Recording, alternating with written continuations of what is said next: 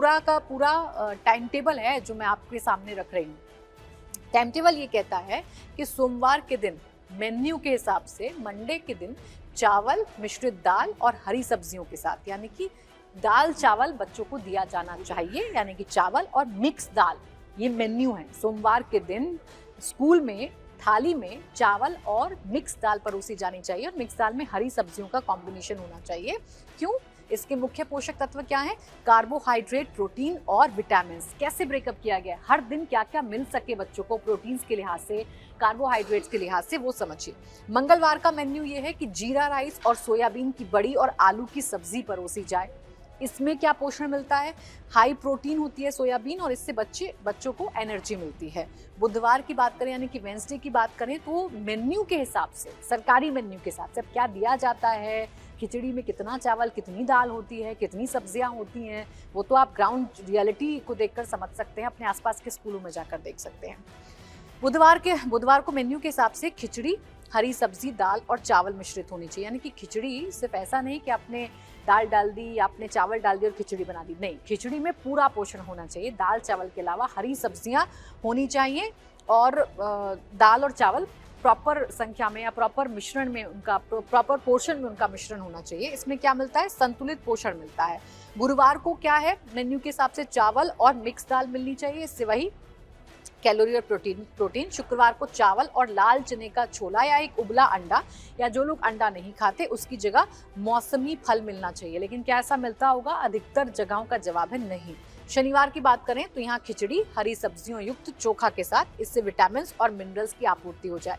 तो इस मेन्यू को देखकर तो ऐसा लग रहा है कि यहाँ पर कार्बोहाइड्रेट, प्रोटीन, विटामिन का ख्याल रखा जा रहा है, संतुलित पोषण का ख्याल रखा जा रहा है, मिनरल्स का ख्याल रखा जा रहा है, आयरन और भारी मात्रा में प्रोटीन का ध्यान रखा जा रहा है। इस हिसाब से अगर सरकारी स्कूलों में मिड डे मील दिया जाता है तो कुपोषण जैसी समस्या बच्चों में कभी होगी नहीं। लेकिन इस मेन्यू का पालन देखने में तो किया जाएगा, लेकिन उस खाने की क्वालिटी कैसी होगी इसका अंदाजा लगाया जा सकता है।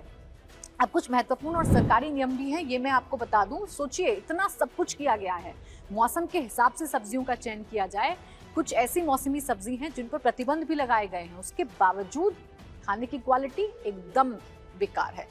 मॉनसून और उमस के मौसम में बच्चों की सेहत की सुरक्षा के लिए बिहार शिक्षा विभाग ने बैंगन, भिंडी, पत्ता गोभी, इन तमाम सब्जियों पर पूरी तरीके से रोक लगा दी है और इनकी जगह केवल स्थानीय स्तर पर मिलने वाली सुरक्षित ताजी मौसमी सब्जियां जैसे नेनुआ, कद्दू, परवल का ही उपयोग करने का सख्त नियम है। अब मौसम के लिहाज से सरकार ने ये तो तय कर दिया कि पत्ता गोभी नहीं खिलानी, भिंडी नहीं खिलानी, बैंगन नहीं खिलाना, पत्तेदार साग नहीं खिलाना, लेकिन जिन सब्जियों को चयन किया गया है, जिस रसोइये का चयन किया गया है, लेकिन जिस व्यवस्था का चयन किया गया है वो पूरी तरीके से खराब है। पोषण का नियम, ये सिर्फ नियम, कागजी नियम ये हैं, ग्राउंड पर क्या होता है वो तो मैंने आपको घटनाओं के साथ बता दिया।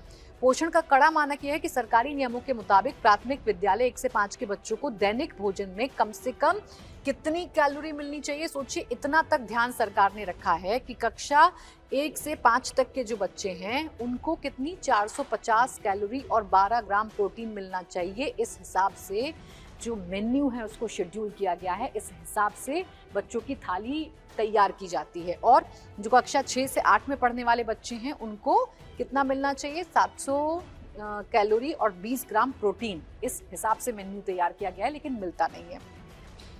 इसके अलावा फोर्टिफाइड चावल का अनिवार्य उपयोग है। कुपोषण और एनीमिया यानी कि खून की कमी को दूर करने के लिए साधारण चावल की जगह सरकार द्वारा विशेष रूप से तैयार आयरन, विटामिन B12 और फोलिक एसिड युक्त फोर्टिफाइड चावल सप्लाई किया जाता है।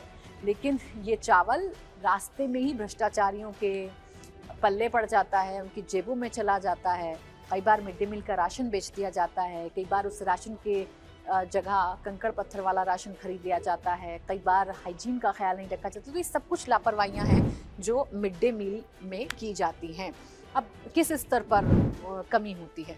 साफ सफाई और सुरक्षा में जानलेवा लापरवाही की जाती है, यानी कि हाइजीन लैप्स आप इसे कह सकते हैं। ऐसी जगह पर खाना बनाया जाता है जहां शायद आप अपना कूड़ा फेंकना भी पसंद नहीं करेंगे। ऐसी जगह पर खाना बनाया जाता है जहां हाइजीन का नामो निशान नहीं होता, जो पूरी तरीके से गंदगी होती है, जहां जहरीले जीव और कीड़े हो सकते हैं। ऐसी जगहों पर खाना बनाया जाता है। केमिकल या विषैले तत्वों का मिलान भी इनमें हो सकता है।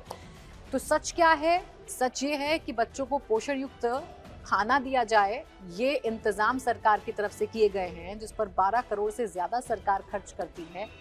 ये कागजी बात है। सच्चाई क्या है? सच्चाई ये है कि थाली में जहर परोसा जाता है, मिड डे मील बच्चों को नहीं दिया जाता है। अब इस भ्रष्टाचार के खिलाफ कब प्रहार होगा, मिड डे मील में कब सुधार होगा, ये हमारा सवाल है। अगर आप भी सवाल करना चाहते हैं, कोई घटना शेयर करना चाहते हैं अपने आसपास के स्कूलों की, तो जरूर कमेंट करके हमें बताइएगा।